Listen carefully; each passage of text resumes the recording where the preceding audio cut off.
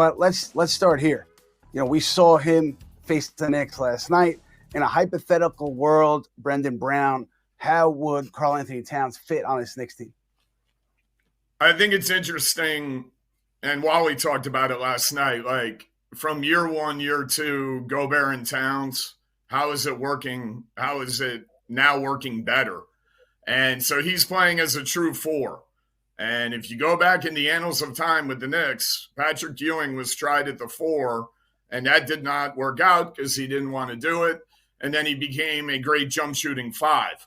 So what is Karl-Anthony Towns? Well, you saw in the game last night, his jump shot is pure from the mid-range, from three-point. He feels very comfortable in a face-up situation. He can still post. So if he were coming to the Knicks, who would be going there in a trade scenario? And then where would you play him? And I think he could play at the four. I think he could play at the five. But like the way they're using him now, Gobert is more of a cutter as a five-man away from the ball. I think he has enough space. He has a great game with the handle. And you're looking at him being more of a power forward who can also play five.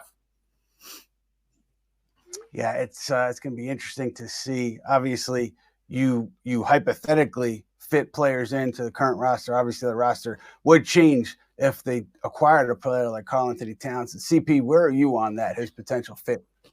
Yeah, there's no question Karl-Anthony Towns is an elite offensive weapon at the four spot. I think he and Jalen Brunson would play very well together. An excellent shooter at all three levels. It'll give you some floor spacing. And this year for the Timberwolves, he's playing defense very well for them as well. I mean, the number one ranked defense in the NBA. You've got to give Karl-Anthony Towns some credit there. But the question becomes, who are the Knicks trading for Karl-Anthony Towns? I don't think a Towns and Julius Randle front court is going to work for the Knicks defensively. So you're talking about maybe trading Mitchell Robinson, among others, because Karl-Anthony Towns' contract is enormous. So I just don't see it making sense for the Knicks in terms of who they potentially have to give up. I don't necessarily see the Knicks pivoting and trading Julius Randle in a package for Karl-Anthony Towns.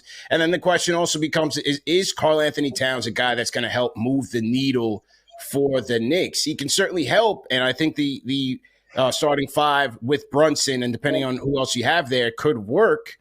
But I just don't see that pushing the needle forward for the Knicks. He's got a good chance this year with the way this Minnesota Timberwolves team is playing to quiet the naysayers and show that, hey, he can be a guy that can move things forward for a team. But I just don't see it here with the Knicks. Yeah, a couple of notes here. I mean, we talked about it in the offseason. I think that if the Knicks strongly wanted Karl-Anthony Towns in the offseason, they could have traded for him. They could have made a deal happen. Has their thinking changed on him to this point? I don't know that. But I do know that, somebody in touch with members of the organization, they felt earlier this year that the Knicks had a Embiid first, Towns second hierarchy when you're talking about potential trades. So that's just something to keep an eye on. And the other piece of this is who would go. Well, I do know that, as recently as before the start of the regular season, some people with the Knicks in their discussions with other teams were bringing up players like RJ Barrett or Mitchell Robinson, as we had reported on the holiday talks with Portland. So I don't think that anybody is off limits when it comes to a trade of this magnitude.